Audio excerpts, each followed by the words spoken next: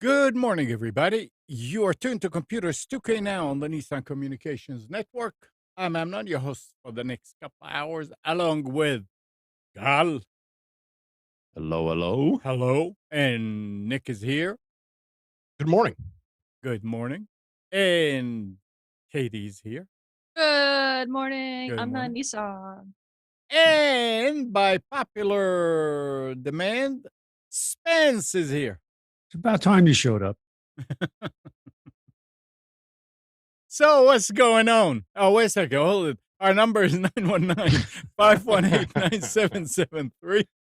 Computers 2K Voice on Skype. And today's show is made possible by VMix Software and is sponsored by Tom Sinclair of Live Streaming Gear. All right. So what's going on? How was your week? Silence. Nothing is going on except work, routine, and I love it. Yeah, good. Yeah, this week was pretty chill. Do not deviate from normal. I didn't even see any big headlines either, or at least nothing popped up in my feed. I'm sure a bunch of stuff happened, but it wasn't dramatic enough for me to get my eyeballs on it, I guess. Getting ready for Christmas. Yep. What is I've got like 9 days off or something like that. And I have to Really? build a whole bunch of like a whole bunch of show segments. It's a real pain in the ass. So are you going home? Yeah. Driving? I leave it now flying. All right. I'll be home for like 11, 12, 13 days, something like that. But you never had that big stretch, did you? Yeah, I did last year. It was a similar. It works out when Christmas is on a weekend because you don't have to burn. Oh, You don't have to burn days off, and you get the Monday or the Friday off typically at most companies. So are they going with all automated programming for the whole time? Of the No, it's holidays? me building. I have to build best of programming. Oh, I see. Okay. So, well, it is automated. oh No, yeah, I mean it's automated all the time anyway. Yeah. But Yeah. You know, I'm getting used to dragging around this thing on my foot. Which is not well. I'm used to it now. In the beginning, it was very awkward. well, when Oof. when you have run-in with law enforcement, Spence, and they have That's to put right. the Yeah, I know. brace I've on been you, trying this wrapping is- foil around it to try to This see is if what I you have to can- deal with. Shouldn't have get done around those it, terrible yeah. things. What is the thing? Ankle bracelet? Yeah. Yeah. Yeah, I wish it was that to be a lot more comfortable. That's for sure. well, that's it. Could have been worse. Right. A brick. Yeah, you could have lost a leg. Oh, God please. forbid. Oh, gosh. Yeah. You think about that when they do surgery on you. It's like, you worry about infections and all that, but they were extremely, extremely cautious when it came to that. I was pleased.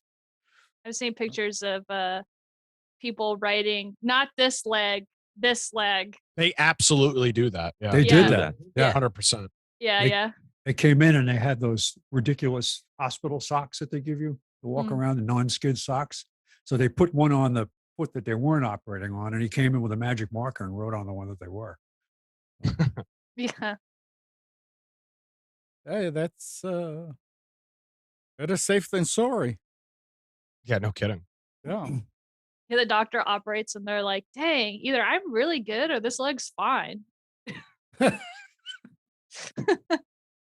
It's Why am I happened. cutting into this healthy?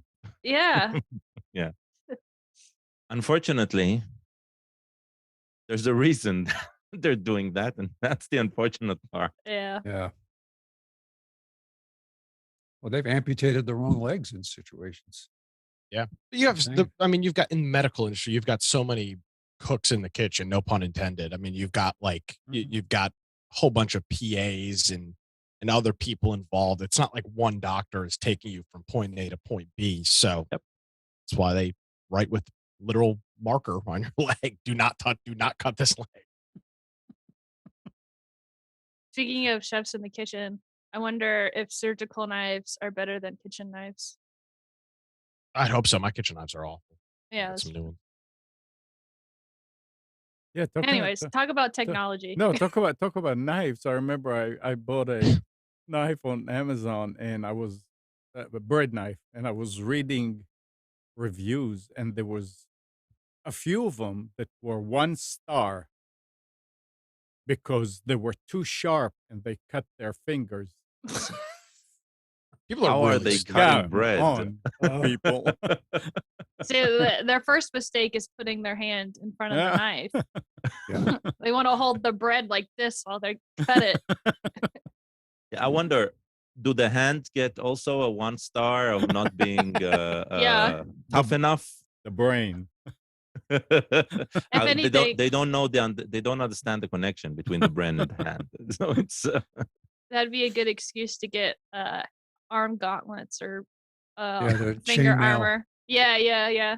They have those cut gloves that are different grades. Yeah. I remember asking Yeah. a person in a bagel store, I said, how long did it take before you weren't cutting your hand? She said, a year before she could get to the point where she felt comfortable cutting. Oh, You can get like they have those table saw stop things where if you it detects skin, it will automatically stop Yes. the blade. Get one of those for your knife. And the way they demonstrate is with a hot dog. The hot Mhm. dog. Yeah. Yeah. Nobody's brave enough to try with their own hand. No. That's what they don't. Nobody's like, I'll try this. Like, no. It's like those pictures of the guys from the 1920s testing bulletproof vests. Yeah. yeah, shoot at me. Anyway, all right. So here's an interesting story. The French Minister of National Education and Youth has said that free version of Microsoft Office 365 and Google Workplace should not be used in school, a position that reflects ongoing European concerns about cloud data sovereignty, competition, and privacy rules. In August, he said that a member of the French National Assembly advised the minister that the free version of Microsoft Office 365, while appealing, amounts to a form of illegal dumping. He asked the education minister what he intends to do, given the data sovereignty issue involved with strong personal data in an American cloud service. So, the Ministry of National Education published a written reply to confirm that French public procurement contracts require consideration payment. Consideration payment. Free service offers are therefore, in principle, excluded from the scope of public procurement. And Minister whoever Nadia Ndiaye has reportedly confirmed Wow. Great job. this position. This applies to Google Workspace for Education. So the problem is So- what? Privacy? The privacy Cloud because privacy. it resides on an American cloud from Google. it's the same position that Americans have right now with TikTok, right? Exactly. Think about good think point. about think about American schools, right? Using a free service hosted by a Chinese company, I do. TikTok. right? So this is the French or the British, right? Talking about this is hosted on an American Yeah. company. But Yeah. I have a question. It said only the free version. So Yeah. so I mean maybe this is a great marketing ploy that they have to force the French, uh, I don't know, education system to buy the license for Microsoft in order to get the extra security. I don't know. Oh, of course, there's a push here for somebody to buy something, but the thing is, there is a risk in using free, right? Mm. Especially when you're talking about privacy and children, right? There's a whole set of thinking, right, around that. In the U.S., there are clear laws about not being allowed to.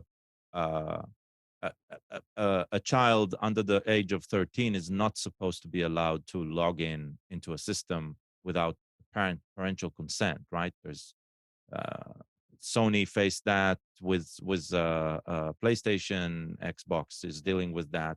There's a whole set of accounts and legal terms, right? In legal terms, only the parent can actually sign the contract and all that. So I'm guessing that's where it comes to play, and it makes sense in a way, right? The concern. Yeah. What's the Does solution, that mean though, right? France doesn't have as strict child security data Oh, they thing? have a lot stricter. The European Union have a lot stricter laws Yep. in place. But if the Ministry of Education, right, is telling the schools, telling its teacher, feel free to use Google's free version Oh, okay. So it's for just it's like a public service message to the French schools not to use the free American software. Or something like this. yeah, Yeah, maybe yeah. I'm oversimplifying it. I mean, if you It's think never about been it, easier. It's never been easier for people to get free cloud services either. So you go and you sign up for you start a Microsoft PC and you create a Microsoft ID. You have cloud. You have and it's just there. It's default.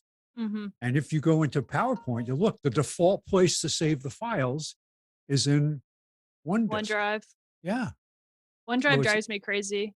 Uh, but then again, I'm probably using it wrong. I got set up with Dropbox years ago and I've never switched. Does anybody use the free online version of Office? The one that is not downloaded, it's the cloud-based service. I used to, but then my dad actually he bought there was like a deal a year or two ago or something where you could buy Office for a family or something. And so I'm a part of his family plan now. I don't use the free one, Spence, but I do use Office Online at work. I don't have I don't have we don't have there's so many so many employees that we don't have the default license is not the one where you can download it. Which is Mm. fine for me. I only use Word, so it's not really a problem. But Yeah. yes, I use it every morning for my show notes and I don't have a problem with it. I actually prefer that it's online. It's always updated. No, it's not even that it's always updated. It's that I can instead of having it. And yes, if I had physical copies of Office, it would also work if I set it up correctly. But I can load it on this computer. I can load it on my laptop, my phone, or my computers at work, and it's all synced. I don't have to worry about making sure I'm signed into OneDrive on the computer for the file to sync to the cloud.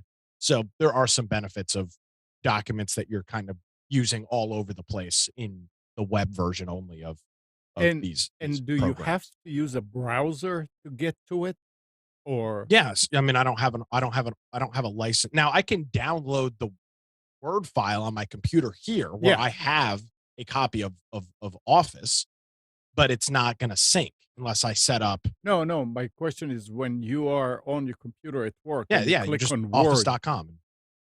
Okay, Yeah. It's just in browser. yeah.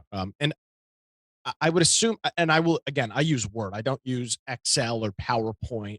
I'm PowerPoint's probably fine. Excel might be where you start getting a little bit more into you want the physical copy if you're doing formulas and matching and things like that, where it's pretty intensive. And I'm not sure.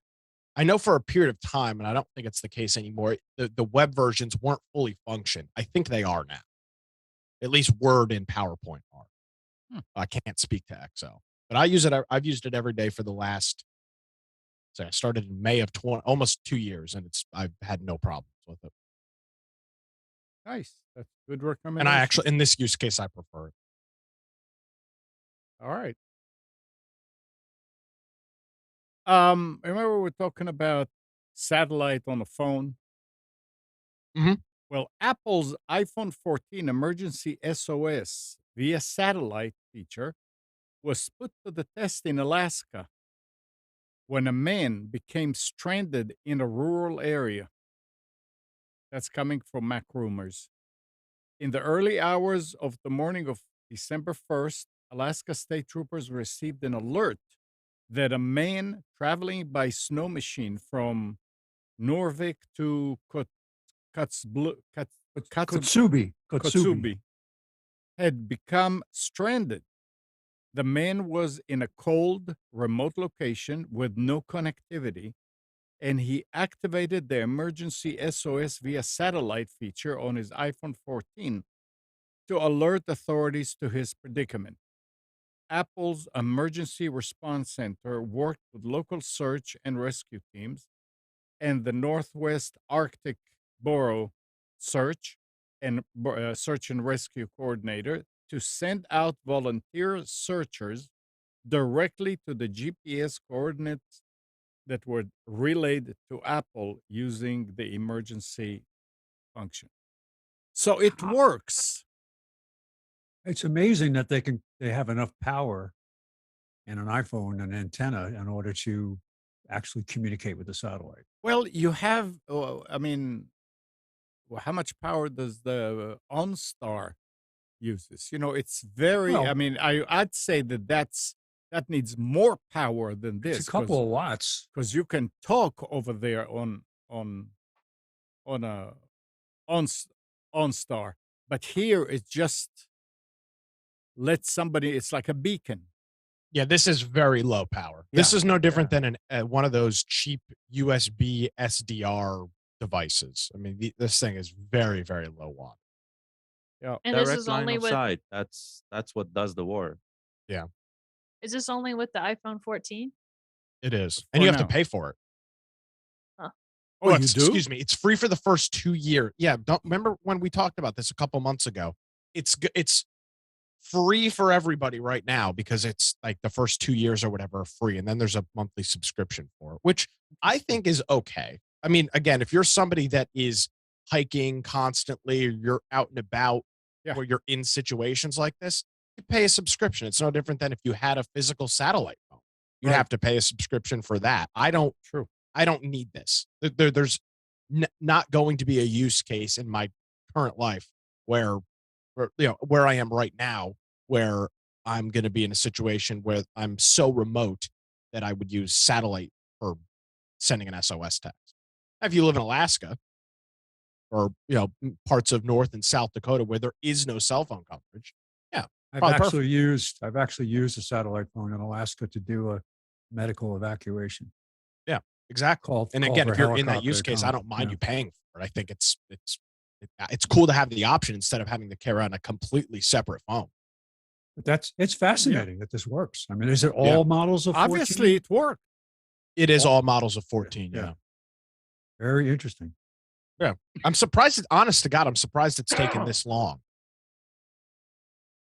For an emergency? Just because the technology is not new. Satellite phone technology see. is older than smartphone, is older than 3G, 4G, or 5G. So I thought you were talking about it. You were surprised it took this long for somebody to use the service. I'm sure a bunch of people use it, and the SOS didn't go out, so we never got the story because they died. Yeah, so, yeah. I didn't realize you were talking about the technology. That makes more sense. Yeah. This is going to be aviation is going to love it up there because they have very limited use of emergency beacons from planes. A plane, when it crashes, has a gravity-based switch that sets off an emergency beacon, and they last for a couple of days and they go out. But this would be, and that requires that you have somebody with a receiver out there looking for the signal. So this, if it talks to a satellite, that's great. Well, it's nice to see that somebody was rescued. Anyway, I've got a couple of Yeah. stories here in cord cutting and OTT news. Walt Disney has announced their new ad supported Disney Plus subscription. So if you're not willing to pull the trigger on a full Disney subscription, which I think is $13 It just went up. 11, I don't 12. know. Yeah, $11 or $12 a month, relatively expensive in comparison. They've got a new version which has ad support for $7.99 a month, which seems a little high in my book. To me, it seems like this should be a $4.99 subscription with ads. $8 and ads seems like a lot. And I know Hulu's kind of done this for years. But when Disney first launched, it was $10 a month. Mhm. So it's $2 less than the launch price, and now you have to watch ads. I'm Which seems wondering to if be the odd. ads are just on open and close, or is it in between like regular commercials on the show? I That's can look. interesting. Let's see.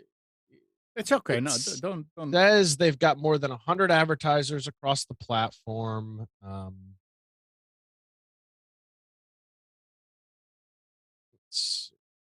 So Disney Plus Basic is $7.99 a month, and that's got ads. Right. Then there's Disney Bundle Duo Basic. God, this is awful.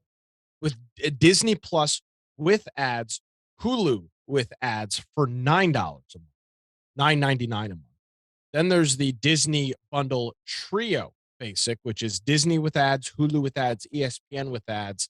That's $13 a month. And then there's Hulu with ads plus live TV plus Disney Plus plus ESPN Plus, and that's $70 a month. You'd take a shot Say every time plus you say one more plus. time. Yeah. Seriously, yeah. I mean, what a just a terrible this is more confusing than cable packages.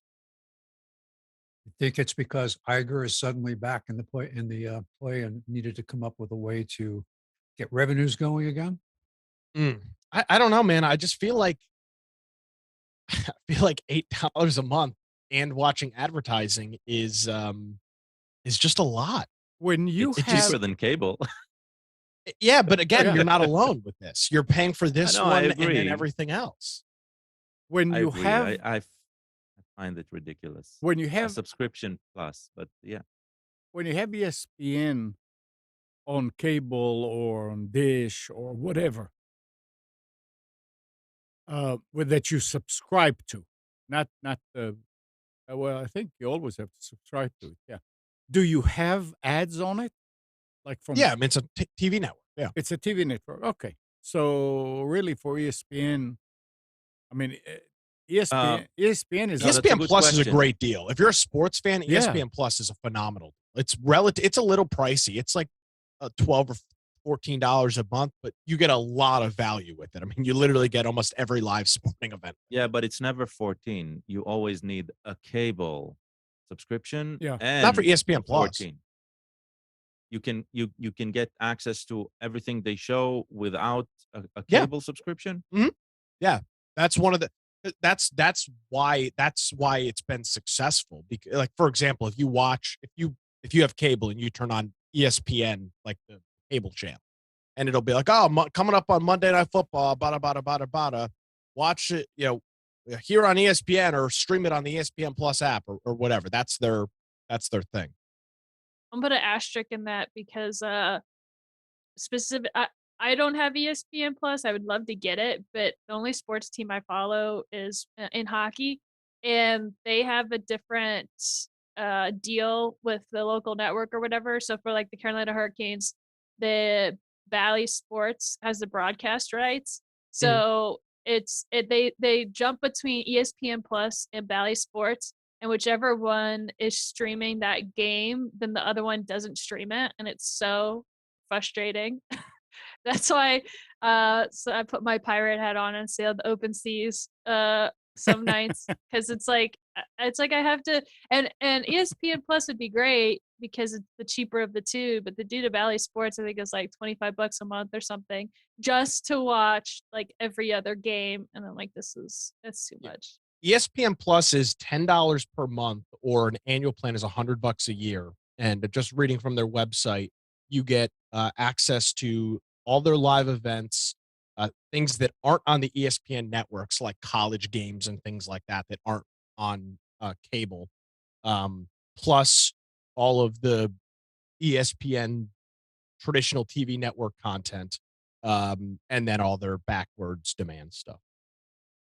But you were just saying that that trio has ESPN in it. ESPN Plus with ads. Yeah, well, that's what I was asking, if ESPN normally has ads. when Yeah, you but subscribe. for the streaming, they're going to include, it's if you're watching a baseball game, of course there's ads. There's breaks between the innings. If you're Mhm. watching a football game, there's breaks. If you're watching basketball, there's timeouts and Every commercial sport breaks has there. breaks. Okay, Except for soccer. Yeah, pretty much. Um, okay. so yeah, they're just going to add in streaming ads with it. It's just confusing to look at all of the options and try and figure out what makes sense. I guess the Disney bundle trio basic plan for $13 a month isn't bad. That comes with Disney, Hulu, and ESPN Plus. Disney That's right probably now, not a terrible deal. Disney does not need to have confusing marketing at this point. 'Cause they are literally taking it in the shorts here, because the guy they hired to come in and help rebrand the company, he lasted, what is it, a little over a year, maybe less than a year. Yeah, And a little over a year. They brought Iger back in, who was Yeah. the guy that messed Disney up in the first place. Yeah. Because of all the wokeness. And so the other guy was brought in to try to re-swizzle their image, and didn't work. And they didn't get results fast enough. And the theme parks are losing money, a ton of money. They can't keep employees. They have all kinds of public relations issues. They lost their tax status in Florida, which is huge. I mean, they're in Well, trouble. part of the frustration here, or part of the issue here, is that is that Disney is this conglomerate, but they're all still individual companies. So you might look at this, and if you don't follow this stuff, you might think, why would ESPN be included with Disney Plus? Oh, well, because Disney owns them. Why would Hulu be? Because Disney owns them. You've got all of these very, very large, very well-known companies that are all under the Disney umbrella. And I'm not indicating that they need to change the name of all of their services. But from a marketing standpoint, it's just confusing as hell for the end consumer. Don't forget Fox Century. Bought Yeah. them too. And it's funny because if you do, I just did a Google search for ESPN Plus, and if I click on it, the first thing is not to get ESPN Plus on their website. It's get the Disney bundle. So they're trying to serve this thing as a bundle together, which in itself is frustrating. I think it totally comes down to their marketing and what they call it. Like Disney came out with Plus, ESPN Plus, and they're using the term plus to mean streaming. But Yeah. then now when they're like have all of these, like you said, separate network stuff, and then like, well, how do we call this something that's extra? Well, we can't call it plus this plus that, because that means streaming. So we got to come up with something else. It just made it overly confusing. I've got it. The Cinderella package, the Pluto package, the Goofy package. Oh, that's perfect. Honest to God, better idea than Yeah. Yep. Why not? The Thumper Trio package. bundle plus. I mean, Yep. good Lord. And if you think this is confusing, they even took it up a step with confusing in the Disney parks. So one of the things that the new CEO that's not there anymore, he implemented was they got rid of fast passes, and now they have the Genie app. But Oh, to yes. get fast passes, you have to subscribe to Genie Plus. But if you subscribe to Genie Plus, you don't get all of the rides. You have Not to pay exactly. extra for It's Lightning even Lane. more. It's even more sinister than that. So you used to be able to use the fast pass system for 3 rides, right? Yeah, and it was free. Yeah. And you could register up to 2 months in advance, depending Yep. if you were staying inside Disney or not, right? Now, And that was terrible. Don't get me wrong, it was terrible. It wasn't good because you get to the park, you can't actually uh, s- uh, um, pick a spot, right? You can't do anything, and that was free. Now you can only do that the day you visit. Yep. Like people, the parks open at 8, I don't know, then people sit at 7 a.m. with the apps, right, Yep. trying to pick a spot. You need to register to which park you go, so you can't do it in multiple parks. It's all about limiting you, and on Yep. top of that, a few of those rides, even if you paid, paying allows you to do, I think, more than one reservation. Even if you paid, there are some rides that you need to pay extra just for Yep. those rides. Yeah. See here, It's like ridiculous.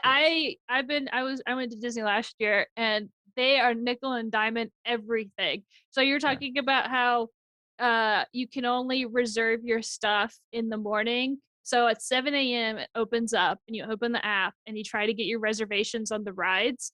But here's the thing, you have to get the reservation for the parks too. Right. And if your dinner reservation is somewhere else, you can't plan your trip. And so you pay, it's $15 a person for Disney Plus, and that comes with fast passes for all of like the regular rides, not the AAA rides like Avatar and Star Wars or whatever. Those you have to pay up to upwards of $15 a person extra just to reserve a spot to get on that ride. So you're coming to the park, you spend $200 on the ticket, and then you have to spend potentially an extra $30 just to ride the rides for each ride for each person you want to ride. It's a hot mess. It is so Yeah, but bad. to be fair, if you look at the competition, right? You go to Universal, you pay 100 and I don't know 20 for the ticket. If you want the line skipper, I don't remember what their name. They have a different name for it. If you want that, that costs another $150. But that makes a lot much sense because you do not at least need to deal with the logistics around it because it's so expensive. The amount of people who actually buy those passes is so small, right? Then if you were willing to shell out, at least you get the experience of not waiting in line too much. Well, it's already Here, different. It's already different though because the Universal Pass is unlimited. So you drop all of that money and you can ride whatever you want, however many times you want. And I don't know if it's $150. Last time I went, no, they have a one time and they have an unlimited, so you have options. But oh, okay, it's okay. yeah, but Either yeah, way, that's the thing. It's like there's no logistics around. yeah. Where do I get? Yeah. And it's just confusing. The thing that makes it frustrating with the Disney stuff is that the services now you have to pay for used to be free, and the version that you Exactly. pay for isn't any better. Like Right. because beforehand, at least with the free version, you could plan your trip out like you said 2 months in advance. So and now you have to wait and hope that you get in on time on your day, even though you paid for it. Right. You're dealing with extra logistics on the day of the trip. You're Yep. stressed enough Yep. because you need to take care of a bunch of kids, Yep. right? It's And yeah. it's like, yeah, no. Whatever happened to the days of the unofficial guide to Disney World, where you bought a book and the book told you to go to Star Tours, go here and go through this back way, and it gets you into the right place at 8 o'clock in the morning, and then go to this place at 10 and this place at 11, because somebody But had this is figured it all out. Remember that? your question is spot on because the entire thing about the way they're doing it now is just to go away with all of those unofficial Disney guides, basically. Before that, a couple of years back, I don't remember which how many. We had a Disney trip with family, and then I actually paid for an app where they would gather statistics of wait times from other app users and actually paid. I think they would pay other Disney employees to just update the apps with status, and it would build you a route around the places you wanted to go, and it'll tell you how much walking time and how much and how long the wait and etc. And it would be updated in real Wow. time all throughout the day. very brilliant. Today, the Disney app is trying to do that. The thing is that that app was terrible because it was an external, a small outfit. It worked well eventually if you got it to work the way if you understood how it works, but it wasn't very convenient. Here, Disney came up with an even more confusing app than that, right? And you need to pay to actually reserve spots. So that mixture is just, oh, We could dedicate a whole show to how crap the Disney app is. And I'm talking about like their regular app that they so now with they have always had an app where you could look at a map and all this stuff. And 9 times out of 10 it never worked because it wouldn't load in the parks or whatever. It was really frustrating. Then COVID happened, and so they went completely digital where you had to order. Now you have to order your food through the app and blah blah. And that made it really nice and it was fine. And they put time and effort into it. But now they've gone too far where they've like added all of this stuff and they tried to push it so fast, so hard because of I guess because of the COVID stuff and blah blah blah. That now it's just a hot mess. The whole thing across the board is a hot mess. I have to go to the door. There's a mouse at my door ringing the doorbell. Yeah, he's gonna take you out. He's gonna assassinate you. Like you don't talk bad about the mouse. So are you guys? This will go ahead. this will lead to either Disney cleans up their act on this, or or this eventually leads to a significant decline in their parks. Because I had a couple of. What'd you say? It's already declined. You go to the park, and you it will see- continue I because saw I had a duct tape on stuff at Disney. I will looking admit that I have not been to Disney since I was like 8 years old, but I had a couple of friends that went a couple of weeks ago. And when I went out to dinner with them after they got back, and they described this process that you guys just did. And I'm not a Disney fan, but I would never even contemplate going now, having to No, hear the it's- bullshit that they had to jump through. Just to, and it's not like the tickets are free into the park and then you pay for this app. You're spending a fortune on the tickets, and then you're having to buy to reserve times on apps, and you have to wait for a cooldown. I mean, just what a royal pain. Mm-hmm. exactly. If Huh? it could be like Disney used to be, and I went to Disney, the Magic Kingdom back when it first opened. Dang. I actually went there on my honeymoon to Florida, and we went That's one cool. day to Disney and other parks. But in the beginning, you went there and everything was perfect. Everything was, you saw people walking around with cans of paint to paint a spot on a wall. And they would clean stuff up to the point of you just never saw anything dropped on the ground, it was gone instantly. And now you go there and things aren't painted, there's paint peeling, and that you go into a bathroom and it's not necessarily clean. And I literally on Space Mountain saw places where things were held together with duct tape. I took a picture of it. I couldn't believe it. Was it the roller coaster that was held together with duct tape? Yeah, the roller coaster. No, it was as Oh, you this walked wooden in, they joint had broke. this- Here, slap they had some this- flex tape on it. had this modernistic tower with a lot of plexiglass on it and stuff, and there was parts of it were held together with duct tape. Wow. Yeah, I don't. That's a I- shame. I don't want to see that, especially on a ride that already feels like you're gonna die on it. I heard they took It's a Small World now, and there's no water anymore. You walk through it. No. No, that's there's not true? water. The same. No, there's water. Somebody actually said that. I saw somebody talking about it. I was like, that didn't sound. Well, like I'm that's going in possible. February, so I'll keep you posted. Yeah. But Oh, my Oh, that'll be great. I family- look forward to hearing your whole your experience. Listen, my obviously. family are DVC members, which means they have points at Disney and they go all the time. So they keep me up to date on all the shenanigans. Perfect. I did do the studios back in January, almost a year ago, to go to the new Star Wars stuff. And I have to Yeah, say yeah. that the fact that it was modeled after Star Wars meant that it could be shabby and you wouldn't notice. So, because of all of the stuff in Star Wars was just looked old. The sets and all that stuff looked old. All right. But- Here's something.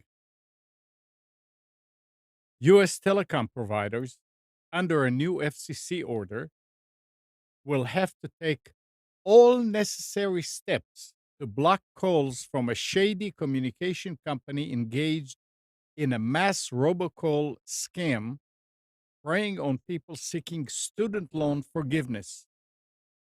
The scammer company called Earth Access, URTH LLC, would reportedly spam users with calls urging them to forfeit their personal information or pay a fee in order to receive up to around $10,000 in student loan debt relief.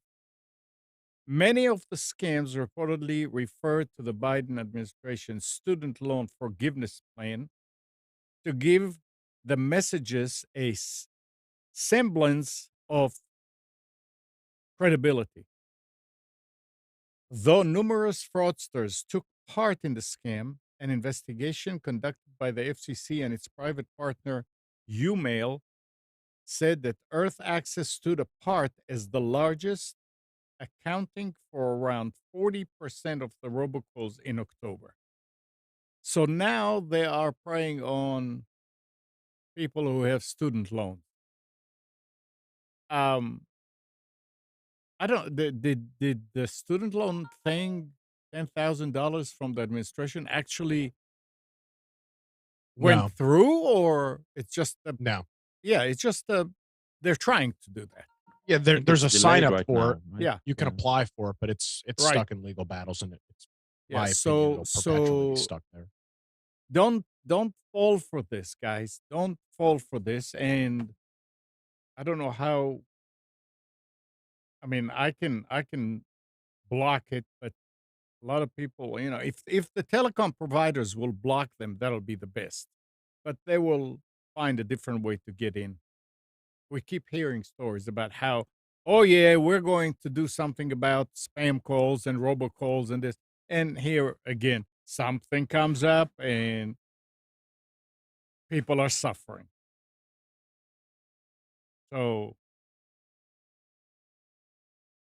it's it's uh it's not funny, and you need to be engaged with what's happening out there and aware to know, hey, something is going on. Last night we were sitting watching TV, and Kathy's saying, "There's a FedEx package coming our way." I said, "What?" I said, "I didn't order anything. Did you?" I said, "No." So I'm looking at it. It's a text, Mm. and with an email, I know I can look and see where it came from and all that. But can you do that with text to No. see? No. And there is a link there to uh, to click on, and there is a button that says manage and all that. And I said, "What in the world?" And I said, "No. I mean, first of all, if you didn't order it, why are they texting you?" Because I get those, but from Amazon. So I'll get text messages that are supposedly from Amazon saying my package is on the way or whatever. yeah, And Amazon, they might text me. I don't know. they But do. yeah, yeah. But the text messages, I just ignore it. And Yeah, and because Amazon always sends me an email notification. right. So I always just look at the email notification, and whatever I get as a text message, I just assume that it's probably not it's probably Good. spam. Even if it's not spam, I still don't even click on it because it's so easy to get a text message Mhm. because it's not filtered. But emails are filtered. So Yeah, yeah. it's somebody has to come up with the solution for this. And I understand it's not easy, and I understand it's if it's going to happen, it's going to be a real hit to the industry, and it is an industry. But maybe that's why they're not doing it. I don't know, but be aware, and especially now during the holiday season, the shopping and all that. Watch it. Watch it. It's not funny. All right, Nick, Okay, you Amnon. you ready for specials? Yes, sir. Yeah, show me all the stuff that I need to buy, even though I shouldn't I got be a couple spending good things money. here. I Have no want fear. only coupon stuff today. Yeah. Oh, that's great, Amnon. Yeah, no, I mean, just give me a break here. 'Cause this is NDI, remember. There you go. All right. That looks So, like my system. all right, here we go. Computers 2K now specials. Let's see, what, just over 2 weeks. Actually, 2 weeks here ahead of Christmas. That's exciting. I got a picture of Gall's room and put that here in specials. As you can see here, he's got a really nice Christmas tree he built with old network switches and other appliances using Yeah, different but color cat cables. that's not mine. Mine is spread out like a Chanukia, like a menorah. Oh, okay. Well, then I guess this was I was sent this and I was told it was Gauls. So I guess that was incorrect. But you could see it. Amnon probably could do this with all the I mean, I was just thinking equipment that that he's got. It'd be Yeah. great. So there you go. That's I found this on a IT Facebook page that I'm in. So I thought that was pretty cute. Mhm. Pretty interesting look there. All right, I don't know. I think let's jump I don't into it think it this morning. works though. Looks like there's some circular connection there. I don't know. All right. All right. Let's start it off here at B&H Photo. Every couple of weeks we have an item from them. This is the Acer Aspire 15.6-inch notebook from Acer. It's silver. It's got a 12th gen i3 processor. So for our friend Gal and who's been advocating for these, that's a great start to see. 8 GB of RAM, not perfect, but perfectly fine for a good chunk of use. 256 GB NVMe SSD, which is nice. Full 1080p LCD display. You can get this over at B&H for just $329. This is normally $450. So you're saving about $120 on that. Because it is a 15.6-inch, it does have a numpad built into it. So if you're somebody that does a lot of number crunching stuff, this might be a decent portable machine for you. Not a powerhouse of a machine, but a really nice Windows 11 machine with some decent specs. 329 is pretty hard to beat. Check that out over at B&H Photo. Next up is an HP laptop. I'm not a big fan of HP, but I know a lot of folks like HP, so I threw it in here. This is yet another 15.6-inch laptop, so a big boy here with the full numpad on it. This one has pretty similar specs, except it's an 11th gen Core i3 processor, 8 GB of RAM, but this one does have some nicer creature comforts than the other one, even though it's a little bit cheaper. It's got a backlit keyboard and some things like that. But this is last gen, but it's also a little bit cheaper. So you can get this for $299, save $220 on it over at Target. And you might be able to buy it in store. I couldn't find any, but you can get it shipped directly from Target there. So check that out. Next up is a Hisense TV. You can see from their image here, the official sponsor of the FIFA World Cup over in Qatar. This is a Google TV. So if you're a Google Smart TV fan, pretty hard to beat here price-wise. This television has got an antenna cable jack, AV for hooking up an older device, 4 HDMI ports. Two of them one of them is 120 hertz. The other 3 are 60 hertz at 4K. So you can get high refresh rate on one of the ports. It's got digital audio via Toslink optical, and then a headphone jack plus a Ethernet connection with it as well. This is a 65-inch 4K quantum dot smart TV from Hisense for just $498. Save about $200 on that. Available over at Walmart. Next up, if that's a little bit too big or you're not looking for something that snazzy, how about this? Here's a Philips brand Roku smart TV. This is still a 50-inch 4K 2160p smart TV from Philips with Roku built into it, which is really cool. In terms of ports on this television, you get 3 HDMI ports. I believe all of them support 4K. I do not believe it supports eARC though, so you'll have to handle your audio in a different fashion. 60 hertz is the max refresh rate of this television, but for the price of just $198, it's pretty hard to beat.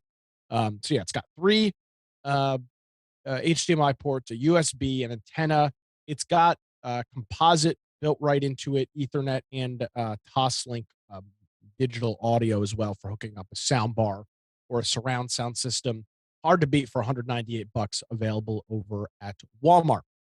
Next up, this is a cool device. I will admit I don't know anything about this brand, but it does have it has a whole bunch of reviews on Amazon, and it is the number one bestseller in office desks and workspaces on Amazon. So obviously somebody's buying this, and this thing is at a hell of a deal. This is the Flexi Spot or the Flex Eye Spot standing desk. This is normally $300 with a coupon code and a 75% off coupon. You can get it for $150. The workspace is 55 by 28 inches. It is fully adjustable. It's got programmable presets, and it'll move up and down. Maximum is 48 and a half inches high, and the minimum is, or the minimum the minimum distance it goes to the ground is 28.6. It's got some cut throughs for cable management. You can mount a power strip under it so that you can get everything managed nicely. Again, this is the number one that people are buying on Amazon, and it's on sale for just 150 bucks. So if you're interested in getting into the standing desk ecosystem, pretty hard to beat here. Again, with a very reputable brand. Check this out over on Amazon. You can actually get it here before Christmas, so that's pretty cool as well. Next up, Katie was bragging about how she loves her new monitor, and I've had a couple of curved monitors now for a few years. Here's a really great deal over at Office Depot Office Max, which doesn't make its way into specials a whole lot these days.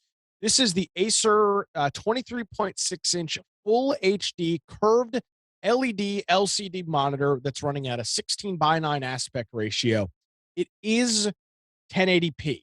Some other curved monitors like mine are 1440p. This one is just 1080p, but it's only 24 inches, so that's not necessarily the worst thing in the world. In terms of ports on this, it's got DVI, HDMI, and DisplayPort. It supports FreeSync. The brightness is 250 nits, 4 milliseconds delay, but it does support 144 hertz refresh rate. So this is a high refresh rate monitor, great for gaming. And you can pick up two of these. They're only 99 bucks a piece. So you can pick up two of these for 200 bucks and have two brand new curved monitors right there on your desk. Check that out at Office Max, Office Depot.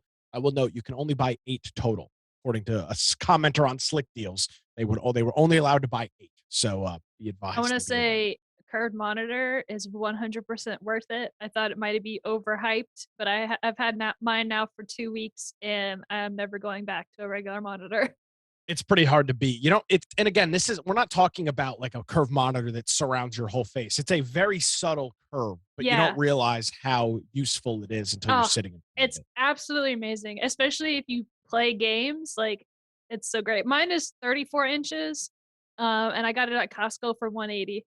So, anyway, And I believe yours is more of a gaming centric monitor. Is that correct? it's a Dell. Okay, then I guess not. It's probably No, it's a workstation. regular. I mean, it's the same as that, where it's HD 16 by 9, and it doesn't go past Just much 1080. larger. Yeah, just much larger. And yes, I could see pixel blurriness and stuff like that, but honestly, I didn't want to dish out over 200 bucks for a curved monitor, so this was perfect for what I'm looking for. Check that out over at Office Depot Office Max. All right, next up, got this whole second half of the catalog is kind of maybe some cool Christmas gifts for family and friends. We'll start it off here with a battery backup. Not many, a lot of folks in the tech sphere have this, but your general consumer might not. And let's be clear, UPS is not only good for, your computers and whatnot. You'll put this on your router and modem. You could even put this at your TV center for your cable box, your television, and all that other stuff. Maybe you've got game consoles that are susceptible to power spikes. You could throw this on your whole entertainment system and make sure that if the power flickers, not all your stuff reboots. This is a 425 VA battery backup APC brand.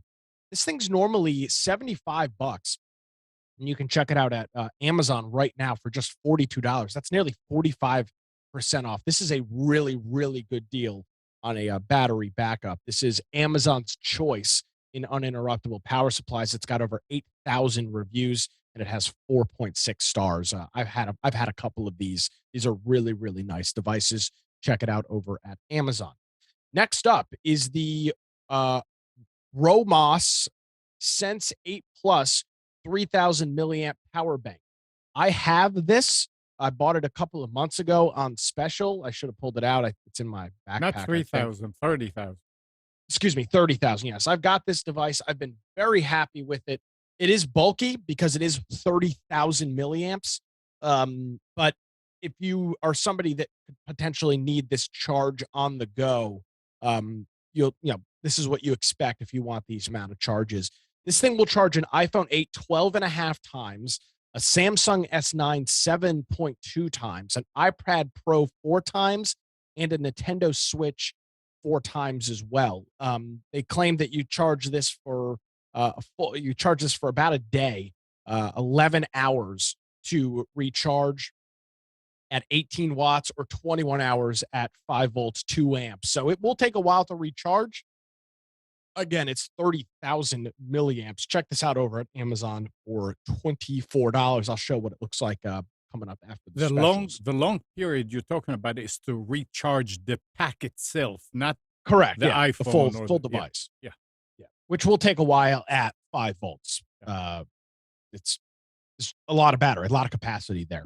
Thought this was kind of a cool device. If you've got a computer that is a couple of years old, but you built it out, maybe you're looking to add Wi-Fi or Bluetooth to it. This is a cool device. This is the Wavelink AX3000. It's a Wi-Fi 6 PCIe card that also has Bluetooth. And one of the cool things about this one is this is more of I know some other brands make these devices. This one's got this appears to be more of a high-end device. It's got a nice heat sink on it so that the card isn't getting too hot. It's got a nice external antenna for both Bluetooth and Wi-Fi 6. So if you're trying to turn a desktop into more of a portable device in terms of not having Ethernet, maybe for a home theater PC or something that's in a section of your house where you don't have Ethernet available, and you also get the added function of Bluetooth, you can do this for just $29.99. This device is normally $70, so you're saving 57%, and that's available over at Newegg. That is a great Next price. up. That is a great price. Yeah, it is a great price. For the That's functionality and quality. Great price. the TP-Link device is that price, and I will say that this device is much higher class than a TP-Link device. So you're getting a more of an industrial style device for that price. Thought this was a pretty cool device. This is a Eufy brand, EUFY. They make a whole bunch of different things. This is, I had to look at this a couple of times and then read the description a couple of times.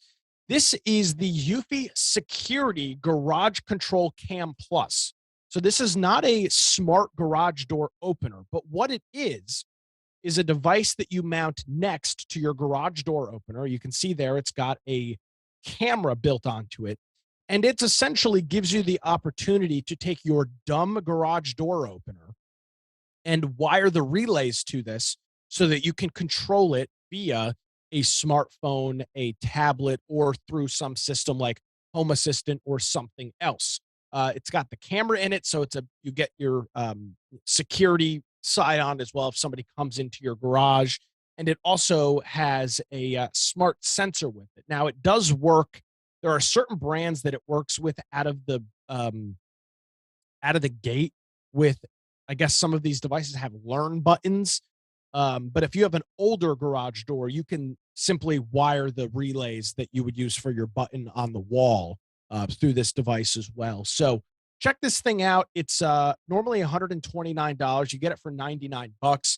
It also comes with the SD card for it to store the video as well. So you get notifications when your garage door is open. You can close it remotely. This might be the next step in your home automation, home security system. Check it out over at Amazon.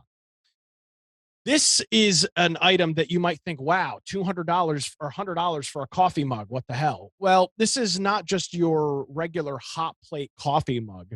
This is actually this thing actually has a battery in it. And you put it on the hot plate or the coaster to charge it. And once it is charged, you set the temperature of the drink that you want, and this thing will keep it that temperature. So let's say you want it set to, it'll do temperatures between 120 and 145 degrees Fahrenheit. So let's say 120 degrees. You can get, you can be off of the coaster and keep that temperature for up to 80 minutes. Or if it's at your desk, you leave it on the coaster, it's continually charging, and you're good to go with it. So if you are really particular about the temperature of your drink, tea, coffee, something warm, this is the Ember Temperature Control Smart Mug. So instead of smart toilets, we're getting smart mugs. This is 14 ounces, and it's available over at Best Buy for just $99. So the mug is the battery. The Correct. coaster is connected. A charger. Yeah. Yeah. Charger's connected to, let me see. I assume it's Probably some kind of 120 USB. volts. I'm not sure what it is. All right. I'll look. I was Oh no, like, it says power adapter, so it plugs into the wall. Okay. So you get the coaster like a regular coffee mug heater plugs into 120 volts, and then it can keep the mug. You can have it off the charging pad for 80 minutes, and it'll hold the temperature, which is pretty cool. I was at Costco the other day and they had this for the same price, $99. And when I saw the box, I was like, who the hell is buying a coffee heater, whatever, for $100? I didn't realize that you could take the mug with you and it would still heat. But It's kind of neat.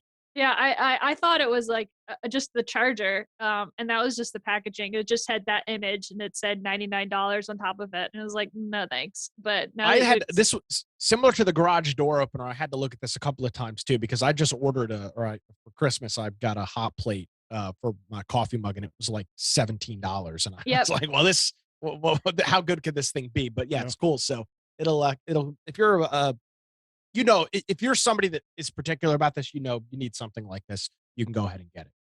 Next up, you can find RGB strips all over the place. They're very, very cheap. But not many of them have the opportunity to control remote. Many of them have this little RGB remote that you can see on the screenshot here where it uses IR. You point it at the device and you can change the color. Those things are a dime a dozen. This is the Day Better cheap Chinesium LED strip. It's 100 feet. And unlike the cheaper ones, this actually connects via Wi-Fi. The little RGB controller hub can connect to a 2.4 gigahertz Wi-Fi network. So you can set up timing functionalities, for example, for it to turn on and off at certain times of the day. Through the TUA, TUYA app, you can connect it to your A word or your G word and control it via that. This is normally a $40 strip because it's got some of that added functionality. You can check it out over at Amazon for just $18.99. And as I'm looking at it this morning, there's another 5% off coupon that you can clip and add it to your cart as well. So that will bring the price to 19 less 5%. Fine. Stand by. Whatever Amnon said. Yeah. It'll bring the price down to $18.04. So you save about an extra $1 with the coupon. So you can get this whole thing for $19 shipped to your house with tax. Check that out over at Amazon.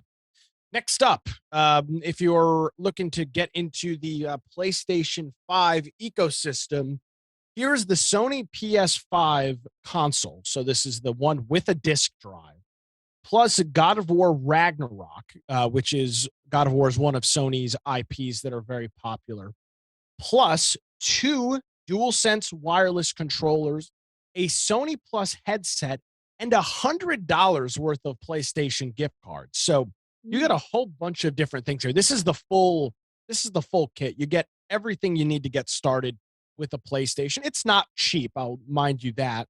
But the $100 gift cards, the controller, the headset, and the free game, not a bad value, available over at Costco for $7.99. You can check that out over there, both in store and online. And finally, check this thing out. This is the Aero Garden Sprout. No, this is not for growing weed inside your house. But what Why it is not? it for is so this is kind of a cool device, and I had to do some research on this one as well. So you buy these pods. They kind of look like thin K-cups from Aero Garden. And in this case, for $50, you get the unit, which has UV lights and the ability to water the device. Excuse me, not water, just the UV lights for it. And you get seed pods. So you have to buy these pods. And in this case, you get 3 of them with the device. You get a basil, a parsley, and a dill spice. And you can put these inside if you're in an apartment and you don't have sunlight, but you still want some parsley, oregano, or something like that. You can get this device. It's got the UV light built in, and instead of soil, the base of it is water. The soil's inside of the pods that you buy. So Hydroponics. it is. Yeah, it is essentially hydroponics. It'll grow up to. You can have up to. The plants can go up to 10 inches inside. This is for spices and things like this. No dirtbag, no cannabis sprouts, at least directly from them. I'm sure you can buy them some third party or make your own. This seems like a pretty cool. This seems like a pretty cool gift for somebody for $50. It's half off. It's the full kit plus basil, parsley, and dill, which they say is enough, plus a 3-ounce bottle of their plant nutrients, which they say is enough for a full season of growth. Maybe a cool gift for somebody that lives in an apartment or maybe a college student in a dorm. You could check this out over at Amazon for $49.99. And that's specials. I have a question that Yeah. wasn't on this specials, but it has been in the past. I'm looking to get I guess a smart plug to control my Christmas tree, like when the lights come on and off. And I know in the old days it wasn't necessarily a smart plug, but a timer plug. You know what I'm talking about? Yep. What's the cheapest and best one? I need something cheap, but not. Shop. Are you an Alexa user? Yes. The easiest one to integrate is going to be the Amazon smart plug. Okay. You So can probably get it. Sometimes they run a sale on buying one. But you can get, there's probably 10 manufacturers out there. TP-Link makes it, Wise makes it, Fight Electric makes it. There's others. do you think So- it's more expensive than just getting a plug that has a timer on it, like the old ones used to be? No, It'll probably cost you it's the much same. more convenient using this because you can set a routine up in Alexa. You can turn it on from your phone. They don't dim. That's the one thing over X10 used to have these controllers that would work and they were dimmers, but you can't get I don't think anybody makes a smart plug dimmer anymore. Mm. But Gal, you were saying? It'll cost pretty much the same as a timer. Okay. yeah, it's not much. It's Yeah, they're average. about $25. That's what I use because You I'm can get in them the, for less. Do you belong to Yeah. Costco? I do. Costco will have sales on Fight Electric is the company they carry, and they I'll have a look it up. 3-pack. Ooh. Yeah, so I just configured 3, 4. I bought 4 TP links and 3 fights, and I just added them. How do you spell that? Flight? FEIT. Oh, That's okay. that's the brand of bulbs that they sell. They sell smart dimmers and all kinds of other stuff. I don't Okay, know that cool. they'll always have the smart plugs, but they're Sweet. all If you're searching configurable. for a solution that's Oh, they not do. Here we go. necessarily Alexa based, Mhm. look for Shelly plugs. They're excellent Wi-Fi controlled, and they can be disconnected from external servers as well. Nice. So, I'm on Costco's website and they have 3 Wi-Fi smart plugs for $30, and then they also have 3 Wi-Fi smart dimmers for $45. Not that I need dimmer, I just need the plug. But the we were dimmer also talking about depends it. on what's on the other end. LEDs, you can't really dim. They'll just flicker. So Mhm. the bulb has to be dimmer compatible. Yeah, But if most are not. the new dimmer itself, they're compatible with everything. They're with resistive and LED Okay. because they use the old ones couldn't control very low wattage, like an LED bulb draws 7 watts. Because of the type of technology they had, you could not control a bulb unless it was like 20 or more watts. But now it controls down to almost nothing. So Nice. if you buy a new dimmer now, it's going to be LED compatible. Well, If the LED is dimmable. yeah, I don't need a dimmer. I just need something to turn my Christmas tree on and Yeah. off. So The clapper.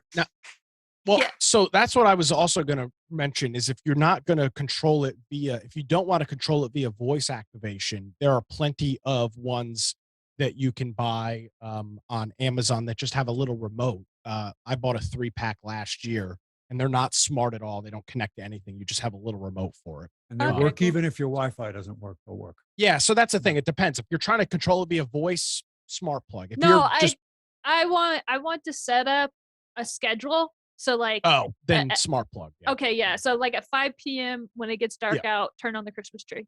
And Yep, then smart plug for sure. in the morning turn it off. Okay. Look, Okay. look for So sales. with Alexa, you can tell it, turn it off, create a routine for when it gets dark. Like you Mhm. don't even need to tell it the time. Yep. Because it knows where you live. Sunrise and It sunset. will when sunset sets in, it'll just switch it on. Dang, man, I need to get into the 21st century. Got a new computer, got a new monitor. I'm finally gonna get smart plugs. Just buy Golly. a bulk box, get 100 of them, and just put them everywhere. Perfect. And I recommend getting a labeler and labeling them Yeah. because once you Yeah, put I them in agree. if you don't write on it which one it is, what is it? You go, if I don't know what this is, you plug it in and wait till it shows up in Alexa. Oh, that's it. I have made that mistake. I have like a whole box of the Amazon ones, and I have every holiday, every time I need to use one, I have to plug it in and then just try all of the devices till I find which one it is. It's a royal pain.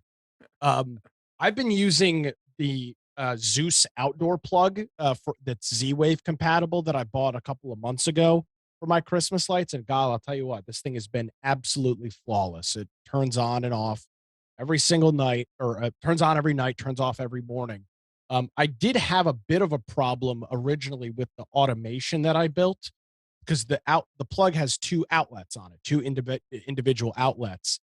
And when I built the original automation, I didn't have a delay between the commands. So sometimes one of the plugs would turn on and not the other because the command was being sent at the same time.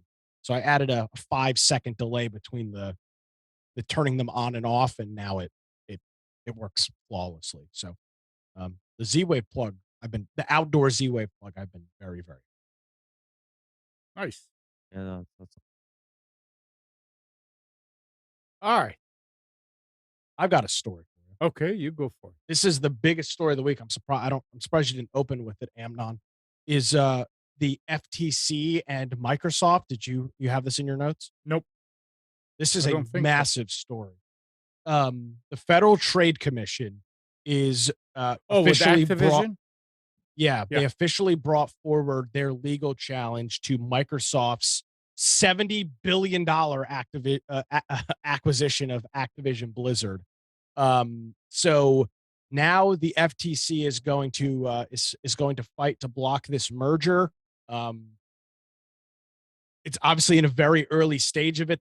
The a lot of folks and what's kind of being said on the people that are pro blocking this is, well, look at what Microsoft's done in the past, and look at some of Microsoft's old things that they were hit against, Internet Explorer and some of their other monopolistic practices.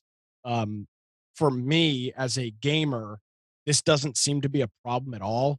I don't know what they just claim that it will allow, the FTC says in their complaint, it would allow Microsoft to, quote, suppress competitors to its Xbox gaming console and its rapidly growing subscription content and cloud gaming business. So the FTC is worried about that. Microsoft has already come out and offered a 10-year deal to both Nintendo and Microsoft to keep Call of Duty on those platforms. Same launch date as they get that they're available on the Xbox. Nintendo has agreed to it. Sony has flipped Microsoft the bird, and now the FTC seemingly is doing Sony's bidding. If I was Sony, I'd be patting the pockets of these FTC commissioners to try and make sure that this doesn't go through, because this will be so detrimental to Was PlayStation. was it Nintendo that they were trying to buy something from, that they were saying only if the deal goes through we'll buy it from you or something? There was some. No, they just agreed to this 10-year deal of we'll still make this game available on your platform at the same cost and at the same time frame as Okay. as available on the Xbox. This is real. This is an example where it seems like the FTC, from my vantage point, the FTC seems to be completely in the wrong. Yeah. I'm It's confused. it is very confusing. I think there's a lot of, I assume, older individuals that went through the 90s and early 2000s of Microsoft, and them constantly getting slapped down by the federal government on things, and I assume that that's bleeding into this somehow. Um, this is going to be catastrophic if the FTC is successful with this. Yeah. Well, because I play World of Warcraft, and so that's what I in Overwatch and stuff like that. So that's what I know from Blizzard and Activision, and they own a lot of IP to other games that they've bought over the years or whatever. And I'm kind of confused. So the companies that are against it, they, the, sorry, Sony's against it. yeah, Sony's against it because they don't want Microsoft, who is their competitor with Xbox, to have exclusive rights to these games. Correct. But what doesn't make sense to me is that um, they want more people to play Call of Duty because they spend more money. So they would want to make deals with these other companies so that people on PlayStation could play Call of Duty because that opens up to their market. Now, maybe Sony doesn't want to pay Xbox's or Microsoft's price for the licensing to Call of Duty, but quoting the CEO of Xbox in a Wall Street Journal article this week, quoting the article, the main supposed potential anti-competitive risk that Sony raises that Microsoft would stop making Call of Duty available on the PlayStation. But according to Brad Smith, that would be, quote, economically irrational, as a vital part of Activision's Call of Duty revenue comes from PlayStation games. And given the popularity of cross-platform play, according to Brad Smith, it would be disastrous for the Call of Duty franchise and Xbox itself, alienating millions of gamers. That would be the stupidest thing that Microsoft yeah, could there's possibly no way they would do that. There's a key word there. Multi-platform pay equals Sony isn't getting their cut. Right? That's why Sony is against this, because this is going to put them in a position, right, where I'm not defending them. I'm just saying where they're coming from, right? They're saying if Microsoft is going to run this, they're going to find a way of cornering us out from being able to cut the coupons on the payments. The Epic and Apple battle, similar here, right? If you're subscribing to an Activision game, There's through no subscription. But that's the thing. If you want to play on the network, right? What happens when they create a subscription for multi-platform? Well, they already have. See, I think so PlayStation, the Xbox, and Nintendo, all of these consoles, you have to pay to play online. There's a subscription. I think the problem where Sony is that instead of making a deal with Activision / Blizzard, which was a video game company, they now are going to have to make a deal with Microsoft, who is their direct competitor with the Xbox. So to them, they're like, I'd rather play the video game company that's making the video game that my player base wants to play instead of actually paying my competitor. Yeah, but that's still gonna be the situation, right? No, I know exactly. Another company owns them. Look at Sony, right? Sony has a bunch of companies that create content exclusively for Sony. Nintendo has a bunch of companies that create content exclusively for Nintendo. There's no different in the market. Yeah. Right? This is Microsoft trying to buy a company. And of course, at the beginning, it's going to say, hey, we're not going to do anything exclusive, right? But come the next generation of consoles, they're gonna say this is going to be exclusive. Here's Correct. Because it's here's gonna- Which I don't think is a problem. I If agree. Microsoft wants I to agree. shell out $70 billion to purchase Activision Blizzard, they should be able to do whatever the hell they want with it. yeah, I mean, think it's really not- Sony's I mean- just salty that they don't have enough money to buy Activision first because Correct. Well, Yeah. Sony Yeah. bought Bungie. Agree. yeah, Microsoft bought Bethesda. This has been the trend, and it's because all of them are moving towards this streaming subscription service. Microsoft's Xbox Game Pass is so profitable for Microsoft. They charge $15 a month for this service, and you can essentially play any game you want for free. They are making a killing on this. And for them to add more and more games to that catalog and have them only available on that catalog, that is a constant revenue stream. When you buy a $70 game, like the new Call of Duty, and you buy it once and you spend $70. Yes, Microsoft gets their cut, Sony gets their cut, or Nintendo gets their cut, depending on the platform. But long term, that game does not inherently generate revenue. Now, if you subscribe to the season pass or whatever, yes, but inherently it does not generate revenue. They've got you by the balls for $15 a month.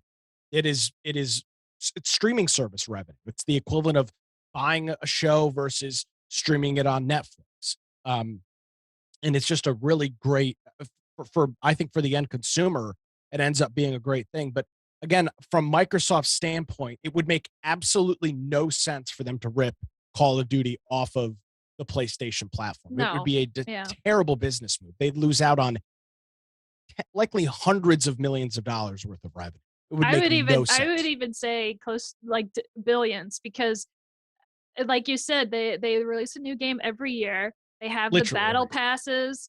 Yeah. I mean, the fact that Fortnite makes billions of dollars a year, It's and free. and that's free. And Call of Duty essentially kind of is the same thing, other than you have to pay $70 to buy the game, but it also has those purchasing power that Fortnite does. I mean, we're talking billions of dollars. There's no way. I mean, okay, I say no way. Watch, and there's a slim possibility that they would remove it, but yeah, According to this, Go ahead. 3 days into Call of Duty's launch, which was October the 28th, they generated more than $800 million in global revenue within 3 days of just the game sale.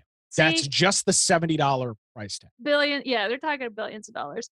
I think what Sony and what the other console companies are really scared of is that if this goes through with Microsoft and they buy Activision and Blizzard has a huge hold on the PC gaming, and they're a powerhouse in and of themselves. It would be like if Disney bought Netflix, kind of how big these companies are and how important they are to the community.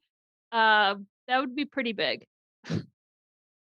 It is big. And for Microsoft, this would long term, and I am a Microsoft fan. So if I wasn't a Microsoft fan, I'd probably have a significantly different viewpoint on this. I'm a huge Xbox fan. I've always loved Xbox. I think it's the superior platform. But for them, this pretty much cements their this gives them a stronghold in this market. Yeah. And one of the other things that's interesting to note is that part of Microsoft's claim here is that this allows them into the mobile game market as well, which Activision Blizzard owns King and PopCap, I think. Oh, that's is right. under Candy Crush. Activision Blizzard. So Yep. Candy Crush and all of that, which Microsoft claims, how is that antitrust? We don't have anything in that market right now. We are not a mobile game developer. So that is part of what they're adding into their portfolio. And mobile gaming is the fastest growing market in terms of revenue growth. It's growing way fast. It's growing like I saw some statistic for infection. Mobile game revenue is growing like 25% over what any other sort of revenue avenue right now is. You're talking about a multi-billion-dollar industry. It makes sense too. We're discussing this at one of the company meetings about how the mobile devices have skyrocketed versus computers, just because it's so much easier to have a phone. It's easier to get it out to people. and it's much easier to install like a cell phone tower or whatever that affects a bunch of people instead of laying groundwork for Wi-Fi. And so, as far as like accessibility to a new market, mobile's the way to go. Mm. Yep. Now we wait and see. I Uh, unfortunately feel that Netflix is going to be successful, or excuse me, that the FTC is going to be successful, and that I think is overall going to be a very bad thing. uh, I just wanted to keep it's not playing World over of until Warcraft. the fat lady sings, right? No, but and we know what's so frustrating about it is that Microsoft has been so upfront, and let's not have any false notions here. Microsoft is just as big and bad of a company as everybody else. However, from the public facing standpoint, they have been ahead of this every step of the way. They tried to get this deal with Sony and Nintendo months ago. They've claimed multiple times they have no interest in making some of these games exclusive because of the huge cross platform play. It's not like they've said, yeah, we're going to take over this whole industry and the FTC is coming after them. They're seemingly trying to make this a as smooth of a transition as possible. And now the federal government is stepping in where I think they've got absolutely no business. I may be oversimplifying things, but it's like the judge that's in charge of this when he sees the two sides, he like pulled down his glasses and he's like, "Huh? So you want Call of Duty? You want that on Yeah, your which is platform?" probably That's part of good, the Katie. trouble as well. Yeah, And we've seen things like this before. There's depending on what kind of judge or court this is in front of, I mean, you could have a group of individuals that are um, just not capable of making a decision about this. yeah, yeah. Like they're like, "Well, this I guarantee you that this is gonna pop up if this gets more steam in the news. They're gonna talk about violence in video games. And, well, we should promote this Call of Duty, the fighting and killing people." The new Call of Duty is sick. Well, I mean, it's really awesome. I've been uh, enjoying the crap. all right, let's switch gears here. Anybody who wants to make some money, little money. I like money. Oh, me Some too. Amazon users will now earn $2 per month Whoa. for agreeing to share their traffic data with the retail giant. No, thanks. Under the company's new invite only ad verification program, Amazon is tracking what ads participants saw, where they saw them, and the time of day they were viewed. Oh, This they're biting into that. What's the name of the TV rating company? Nielsen? Nielsen? Nielsen. They're basically biting into that market on ads. Interesting.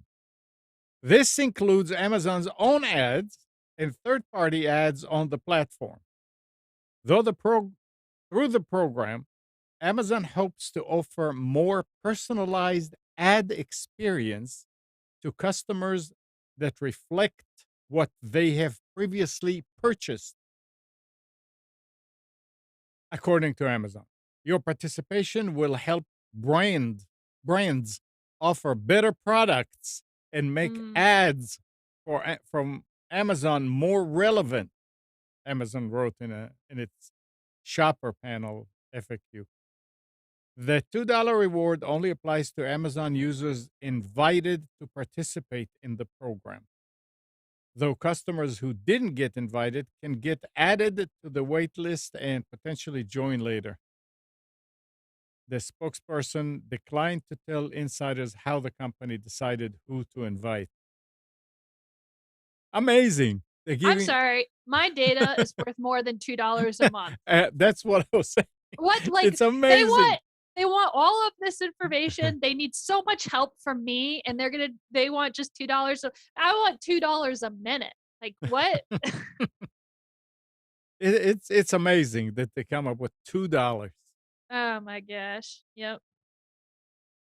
I am guessing the people who are getting invited Yeah. are already subscribers of Amazon Prime that are reacting to ads more than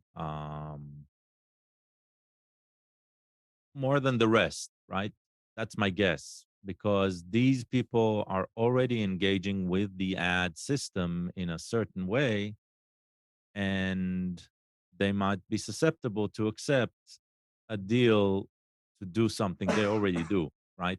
So You know what they should do that that I found out about is if you buy a bunch of stuff from Amazon and you write reviews, like you're pretty what is the word? Efficient, not efficient, I don't know, whatever. You respond and you write good reviews or whatever, you can get on Amazon's list where they'll send you free products so that you can yeah, review it and stuff. I feel like that's more beneficial. Well, guess we'll have to wait and see. And talk about why and who and where. Listen to this. This is another interesting development. Google search results on desktop will load in a continuous scroll instead of dividing into pages. The move follows a similar change made on mobile in October last year, but isn't quite as infinite scroll. Instead, Google will load 6 pages of results into a single scroll before offering users a See More button to show more results. Google says the change is rolling out first for English searches in the US, but judging by the rollout of the feature on mobile, it seems safe to expect it to see additional markets and languages added over time. And when I read this, the first thing that came to mind is people always were asking about SEO and SEO. And yeah, but this company told me I'm going to be first on the first page of Google. And you have to explain to them that that's impossible unless they're using search words that nobody will search for. Because if you're a dentist, there are more than 10 dentists. So how are you going to get everybody on the front page? It doesn't work. It's just Well, marketing. there's some there's some well, I disagree with you. I don't There is know. some legitimacy to having SEO. I know legitimacy for SEO is fine, so it's better found. But to say You can pay to first- be the first result. yeah, That's you have to for pay sure. Google. Yeah, you pay Yeah. part of ad or not AdWords. Yeah, AdWords. AdWords to be first. But Yeah. outside of that, you can, if you have good SEO on your website, you can show up Maybe, higher but not consistently. It's not. It's not. It's. I remember that one of my customers had it done before they talked to me, and they called me and they say, "Look, we're on the first page." I said, "Really? What do I look for?" And it was a word that had nothing to do with them, and a word that normally you don't even search for. And that brought it up. I said, "Who's going to look for you in this?" He said, "What do you mean?" I said, "Remember, somebody had to type this word in order for this to come up. But this is going to make it easier for them now, because now first page of Google is not going to be just the first 10; it's going to be the first Ron, 60." I don't know about you. I don't know about you, but below the fifth solution, if it's not on that Yeah, five you top, go. I search again. Yeah, Right. yeah, And I think most people do. right. So it's not about that. No, It's no, just no. about they're updating the code on the page. I know, but the claim can be made even easier. But these people that you're going to be on the first page. Yeah, you're number 58, but yeah, well, They'll but need to change the marketing, and it will no longer be about pages, but you'll be in the top 50. yeah, if they So will. yeah, I don't know that they will. We'll see. SEO has changed dramatically over the last couple of years. Oh, yeah. It is a much different. It used to be you could pay to be you could pay somebody to get you highly ranked. Google has they've shifted away from that somewhat, but not completely. And they're shifting. For example, Amnon, your computers2know.com website. Yeah. Because it's not mobile friendly, Google ranks it lower than everything else. Yeah. But the thing is that Google also, a few times when I was involved in SEO and stuff like that in Delta Force, changed their algorithm to actually sabotage these people that do it, that figured Correct. out a way to really do it legitimately, and they squashed them. So I don't know what that's going to do. It's just interesting. It's interesting.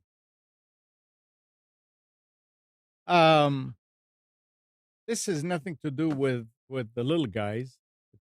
A federal government plans to invest $1.5 billion to help spur a standards-based alternative to the gear at the heart of modern cellular networks.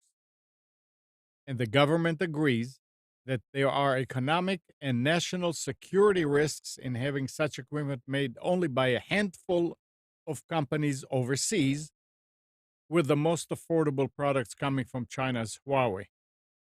The most likely effort to benefit from this new funding is known as ORAN, Open Radio Access Network, which uses standard computing gear to replace what has been proprietary hardware from companies like Nokia, Ericsson, and Huawei.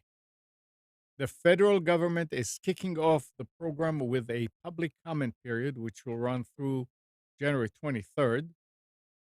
Funding for the effort was provided by the Chips and Science Act.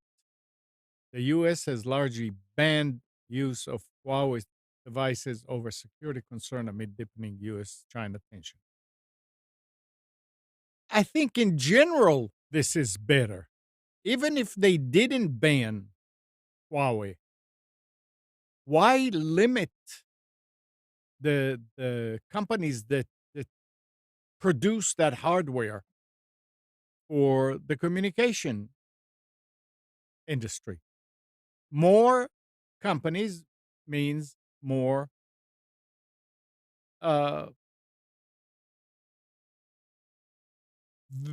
variations of something that will work and may be cheaper or better. I was reading it and I said, "Wow, maybe now companies that went away will come back." Right, Spence? Huh? What? Sorry, I was sneezing before and I turned off the mic. Yes. I mean, it's a good thing. They're doing the same thing with chips. They want to have more companies producing chips, and that came out from the auto industry because they need them. Do the same thing here. Do the same thing for everything. I mean, we did away with a lot of our industries because we went to China or other countries. And it's fine to buy stuff from other countries. I mean, we're in a global economy, so to speak. But have people here able to make them able to produce for the local market. I think if nothing else, the last couple of years has shown us how vulnerable our whole supply chain is. Well, Because I look at the system, look at what happened down in Moore County with the power going out, yeah. right? They shot up a bunch of distribution center equipment. What's the problem with that? They didn't have spares. Yep. They didn't have stuff waiting. This is very basic tech. There's a lot of automation built into the grid, but the basic part of it, the transformers are just they're not complicated devices, but we didn't have any. Yeah. So if we had this happen at multiple places around the country, would we did. immediately run out of spares? It did. Yeah, I covered this on my show this I was week. just going to say, did you hear that, Amnon? no, I did not, but Ah. I know that it's in your corner. there's been there's been a lot more of these that have made The the news. news. There was one Yeah. up in the Jacksonville area at the beginning of November where you had a substation that was heavily damaged. Fortunately, up in Jacksonville, they were able to bypass that substation completely and get everybody back online, but it's still not operational. There's been a whole bunch of these, and that just goes to show you And I don't know that there's an end all be all solution to this. I mean, what do? You have if somebody wants to, commit an act of terror against an electrical grid, they can do it. I mean, there's not. What do you do? Have armed security at every single substation? I mean, that's not practical. Um, it's No, a but it's a you could have a plan. there's the say- well, techno- they had a plan. I mean, the fact that they were able to get the power, and I know that it wasn't quick by my definition or your definition, probably, but they were able to get it resolved relatively quick. We had an outage in Apex. This is a number of years ago, right after reason I bought a generator. They had a substation blow up that Apex powers community power. They get their power from Duke. They don't produce any of their energy themselves. They buy it. So they had the substation that dropped the power off from Duke, transformer or whatever equipment blew up. None of it was in the state. Didn't have it. So they had to go and get it from out of state. It took 4 days for power to be turned back on because they didn't have spares. So just a simple thing like that, that's not a high technology thing. That's just having the part you need somewhere that you can get to it. there and were a they- few. There were a few of those attacks on power stations in the Northwest. Also, Yeah, Washington and Oregon. yeah. Northern California. 2013, there was a huge attack out in California where you had a group of snipers that they never caught. I'll mind you. And I just because of that, I read about because of this incident, I read about that. And they said wild. they think the people that did it were PSE&G employees trying to point out how vulnerable the grid Yeah. was. And 'Cause they they weren't being- literally quoted it inside job. That's how Yeah, they because quoted it in they the were trying to article. alert them to say this is a domino effect is going to happen. It's going to collapse the grid. Oh, Yeah, pretty wild. Yep. Well, and we're now just talking about the physical threats of it, but something that's been talked about for a while has been the cyber or the digital Mhm. threats to our power infrastructure. I read a report on my show this week. It's a 2018 Department of Homeland Security report that Russian and Chinese entities had been into power grids in North America. Fortunately, they didn't do any damage, or they didn't, attempt to destroy anything, but that they had been in there and left traces that they were in there, which is, I would argue, look at the Colonial Pipeline. That was only a couple months Yeah. ago. Yep. That was a cyber attack that shut that down.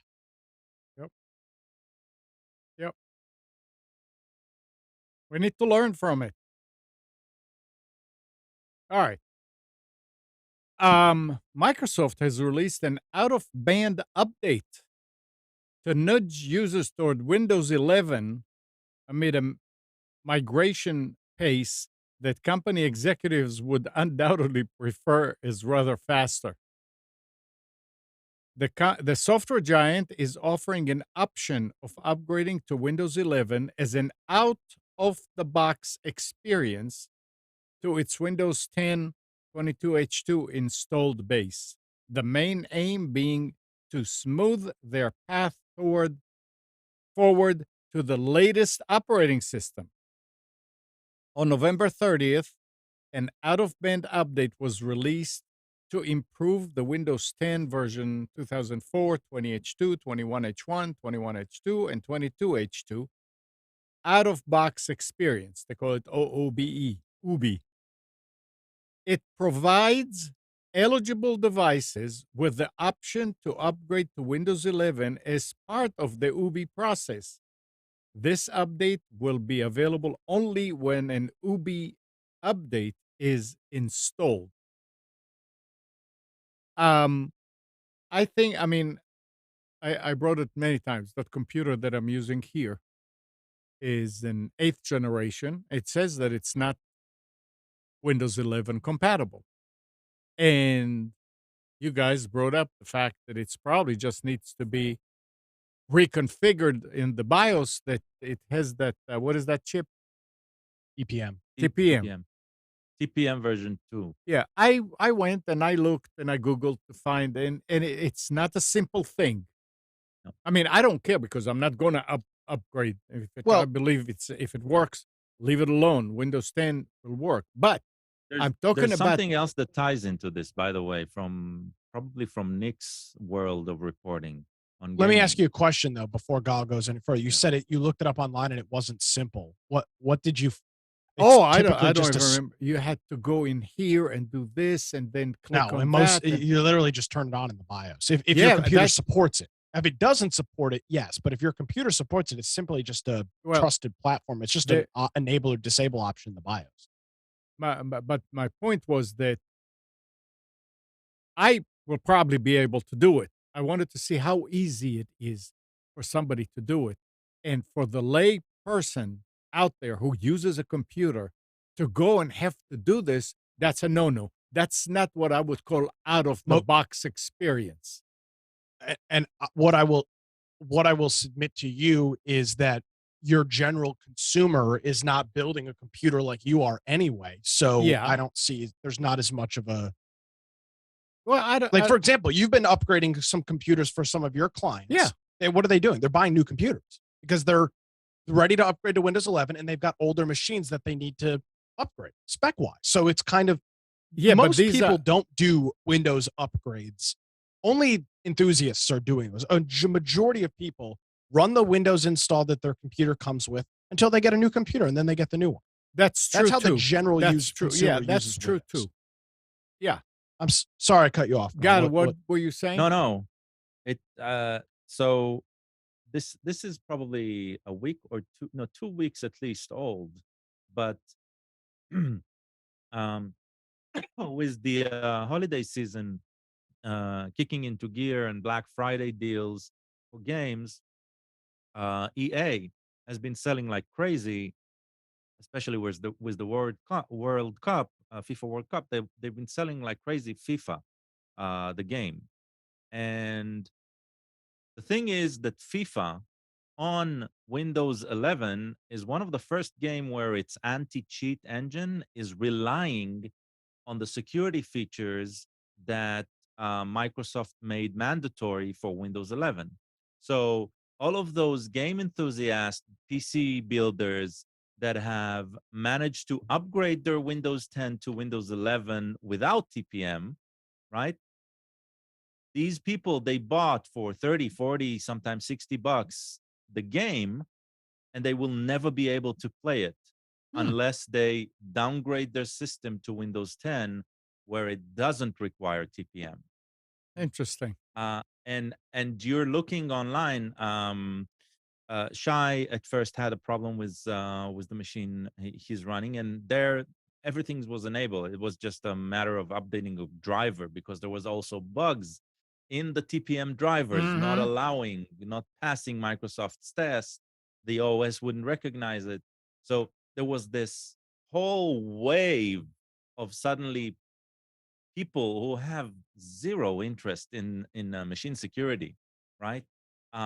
Dealing with TPM related stuff because of this. The forums are littered with people not understanding, giving advice, wrong advice about how to solve this. It's bonkers, right? That's my point. So, That's my yeah, point. That there are so too many hurdles. That yeah. here's somebody. How long did it take him and you to get his machine to the point? With Shy specifically, it's a new machine. It took me about 20 minutes to solve this. Right. Me. Yeah. He You was see? struggling Right. for a bit longer, right? That's But I can tell you that two of his friends, I helped them with this issue. Mhm. One, we spent probably a total of 4 hours, no solution. Like no solution. I couldn't solve that because something is missing, and it's unclear what, yeah. right? And for another, we were lucky; it was resolved rather quickly. So it's it's a pain. It's a pain in the butt, and but and this is me going to the defense of this pain. Mhm. The alternative, right, is the Apple model, where you have zero control of the hardware you Yeah. buy, right? That's the alternative. So this is the price we're paying for this type of freedom, right? Things might not always work because it's depending on these open standards. It's depending on being able to bypass those open standards when you don't have the option, right? And so it's about responsibility, right? And uh, either we give away our responsibility completely to the company producing the hardware and software, or we understand that we need to take responsibility of what we're using, right? And most people, I know they don't really care, but I think it's important that we do keep that control over Yeah. what's ours and decision of whether to use it or not. So at least there's an option of still using Windows 10, right? But Windows 10 is going It's to probably gonna disappear. be there for a long time. Unless Microsoft figures out something, and I'm thinking about it. I said, Microsoft can probably do. Microsoft at a certain point they'll say we don't support it anymore. It's exactly like Windows 7. I mean, it'll happen. It will go Yeah, away. it will, but it's gonna be some time before it goes away because it's Probably another 5 years. yeah, okay, well, that's a long way. Yep. And hopefully by then, most people will be on Windows 11 anyway or whatever comes after. But the thing is, Microsoft can also take a lot of this mystery out. I mean, a lot of what I was reading, I had to do through Windows to go to the control panel, to click on this, to flip that, to do that. Hey, why don't you guys do it in one of your updates and make sure that the OS is ready for that TPM? And then Well, they do provide an application that runs the tests for you. the tests, but they Most don't. people, Yeah, but that's what I was doing actually. That's what I actually did. I clicked on it and it took me round and round in sort of like circles to get it. Why don't you just do it? well, Because because it's they can't, why because can't it's they? BIOS controlled. No, no, no, no. I understand that if the TPM is not turned on in the BIOS, that it still won't work. But you can change the OS to be ready so nobody would have to go click this, click that, click this, click that, click this, click that, and then just go to the BIOS and turn TPM on, and bam, it works. You say just go to the BIOS and turn TPM on. I think that for the end consumer is more complicated than you're making it out to be. For you and I, it's not a problem. Yeah, That's true 98% because I- of that's true. computer You're users right. have You're done, right. they don't even know what a BIOS Yeah, is. that's let yeah, alone I true. how have to no get idea to what it. you're talking about. Yeah, that's true. That's true. Again, general users are not upgrading their machines. They're just buying new ones. That's what I did. General Always the users way it's been. are general users are answering yes for the prompt of do you want to, as a general rule, Mhm. right? That much, those are the people who have upgraded Windows 11 when they got prompted by Windows 10 auto updates. There is this update. Do you want to update? And the answer was yes. And 2 hours and 2 hours later, they had Windows 11, right? So So for the most part, Microsoft wants everybody to go on Windows 11. Then Microsoft is knowing what we were just talking about, oh yeah, is trying to convince people to buy new machines. of course. Correct. Yeah. Well, Remember, Microsoft. I'm pretty sure they still have that deal with chip manufacturers and board manufacturers where they get a cut of every single piece of hardware produced, right? probably. So of course they want to. Well, we'll have to wait and see. If the but power the grid goes thing out, the it won't thing matter anymore. what I was saying is that out of the box experience means take it out, put it in, it works. And most of Yeah, the well, time, it is. it is the case. Yeah. If you purchase a new computer, it is an out of the box experience. I can report that Yeah. with my new Lenovo that I bought, the one that Nick recommended a while back. I did buy a docking station. I did a lot of research on it. It's not Thunderbolt on this particular Lenovo. So I said, well, I'm going to go with something that's more universally compatible. So I bought a pluggable, Mhm. is the brand. Very good. And I got one it does not do USB-C power. I didn't need that. But it does do both USB-C and A. So if I had an issue with using the USB-C port on the laptop, I could switch to the A 3.0. Both of them work. I tried both. I've got gigabit Ethernet now. I've got just 2 HDMI ports. I've got USB 3, USB 2, a couple USB-Cs. So I'm very happy with this thing. Can you post a link to Actually, it in chat, Sure. please? you make a fantastic point here, Spence, in a workaround, like as a solution. If these manufacturers start uh, uh, producing these docking stations with a TPM chip inside of them, they are the solution of allowing Windows 10 to be upgraded to Windows 11 There you for go. the cheap, right? Because TPM chips can be USB connected. So that's probably the solution here, right? Eventually getting those docking stations and suddenly making them provide the missing functionality for. Or a little bitty dongle. Yeah, but when you have a little bitty dongle that does a single thing Yeah. that you do not care for, right? Most people won't buy it. But if you buy a docking station that allows Yeah. you to upgrade to Windows 11, right? Yeah. Suddenly, it's a marketing ploy that might work. The only thing that is of note is that because it is not Thunderbolt, you have to load the drivers for this. Yep. And it was not a big deal. Went to the website, downloaded drivers, installed them on Windows 11, worked right out of the box.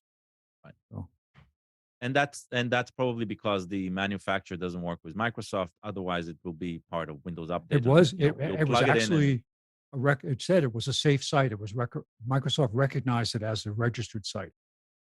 So they didn't flag me to say, "Oh, this didn't come from Microsoft. You sure you want to continue?" And no, let's be clear. Yeah. Sorry, go ahead. No, go ahead. I think you're. I was going to say, let's be clear about this. You can upgrade to Windows 11 without TPM. Microsoft has a way to do that as well. It is involved. It requires more steps, Amnon. I will agree. It is not out of the box to do, but it is doable. Yeah. It requires doing it via instead of an update, you flash a USB stick and update it as if you were installing the OS for the first time. Right. But it can be done. It's a workaround. And they support it. It's not like it's a workaround. Microsoft provides the steps to do it. But you don't have those security features. You don't have those features of TPM, which are great features. And Gal mentioned anti-cheat. Brian and I have for years have been talking about how Windows single-handedly could stop issues with cheats and antivirus by baking in some of that protection right into the OS. You wouldn't need Punkbuster or some of these other anti-cheat platforms and modules. BattleEye, you could have a lot of this stuff built right into the OS. Have they actually removed all of the old NT stuff yet? The old what? NT. No, there you can still fax. That program is still in Windows 11. It's the old Windows 11, the old Windows fax program. It's a bunch of old programs still. Yeah, plus the old. You can still get to. I'm not sure with 11 that I've been able to find all the old Windows configuration screens instead of going through setup, going through control panel. But interesting. And again, for 98% of people, just when you're ready, buy your new computer. It'll have Windows 11. Yeah. It'll probably be in S mode, and the only thing you'll have to do is go to the store and the Windows store and upgrade it to non-S mode if you want. And Yeah. if you don't install programs and you just want to do stuff from the App And Store, that's which there's a literally lot of stuff in there, you're good to go. that literally takes seconds. Yeah, here's the thing: most people don't even need to. Yeah. If you're just using it if you're just browsing the web on it, Mhm. or you don't mind using the Windows 10 store, which I will note has a lot of really cool programs, you don't even need to get out of S mode. I was thinking also that that the size of the OS will change when you go from over time, maybe Oh, between S and between. no, it's simple. The S is just simple protection so that you are less likely to get a virus because you can't install unpublished programs. Oh. That's all S mode does. Okay. It doesn't let you run an executable and install it. That and a couple of other things. Now, Home and Pro, yes, there is a difference in Yeah. size of the OS. Not it's a marginal difference, but there is a size difference. Yep. All right. Anything else? It's this time of day. Anybody wants to add anything else? My new No, toilet sir. is amazing. We joked about last time. I was getting a new toilet installed. It's not a smart toilet, but it works great. It's for smart person. Yeah, there you go. Sometimes When you sit on it, it's a smart. depends on the day. But when the sensor goes, that's Yeah, the Nick, problem. you were going to bring it up in the specials last week. Yeah, well, I actually ended up having I was going to use that as a fallback if I didn't Okay. have anything useful, but I found a bunch of useful things. Yeah. So All right. I mean, you still have it. I've got a avail- bookmark. Yeah. All right. So let's see. Looking at my calendar here, we'll have specials next Sunday, and then probably not do specials on the 25th. I don't think On the what day? On Christmas. On the on 25th. Christmas Day. There's Yeah. no need to. There's no not. I mean, need you're not buying stuff on Christmas Day. So No. Although know- the ads come out on Christmas Day Yeah. for after Christmas sales. It actually the Christmas Day show that we did in the beginning, that was the most attended show back when we were on the radio. Remember, Spence? yeah, because because of a all lot- the open box issues. There was a lot of stuff that people How do I needed configure help this? with back Yeah. then. That's all it Eh, was. Yeah. Yeah. Nah, that's not the case today. All right. So go ahead and finish, Nick. So we're going to have specials next week. specials next week. We'll do our final Christmas specials, and then When yeah, are we'll you be- not going to be here? Or are you going to? oh, I mean, I'll be in it. I'll be on for the Christmas show. I won't Okay. be on the whole time, but Okay. I'll ping in and out. There's just Okay. nobody needs nobody. You're Yeah. not buying Yeah. stuff. You're That's not looking right. at Yeah. specials on No, Christmas, and then absolutely. we'll there'll be some New Year's sales stuff that we Yeah. can do the week after. Actually, yeah, the week after will be the first, so we'll have some 2023 sales. There you go. All right. Okay. Well, thanks, guys. Katie, thank you for waking up. Yeah, no problem. I do it for you guys. I got my pillow though, so Uh, all right. Well, thanks, Gal, Nick, Katie, Spence. And good morning, Kathy, Hannah, Nabil, Mac, Norm, Katie and Donna. Donna, Dina, Mati, Eleanor, Sarid, Yakov, Yael. Thanks everybody for tuning to Computers to Canal. We hope you enjoyed and maybe learned something from our time together. Remember to practice safe computing, back up your hard drive, and update your virus scanner. We'll be back here next Sunday at 9, but you can always reach us at computers2know.com. Monday through Fridays, 6 to 9 a.m. Nick is on Wilmington's 980 The Wave and 107.9 FM. and you can always tell your Echo device to play 980 the wave. Or you can go, if you can do it live, you can always go to nickcraig.com and listen to all the recordings.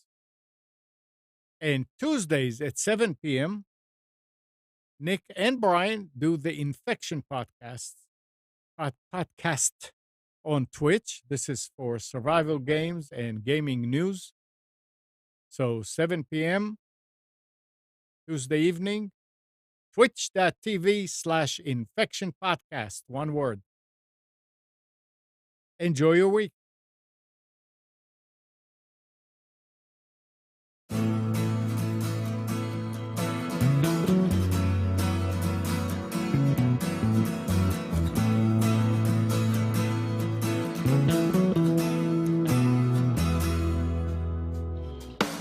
You are tuned to the Nissan Communications Network. If you tuned in too late, you can always watch each program in its entirety or download an MP3 audio file of it in the archives section at nissancommunications.com. Don't forget to subscribe to our YouTube channel, follow us on Twitter, and like us on Facebook.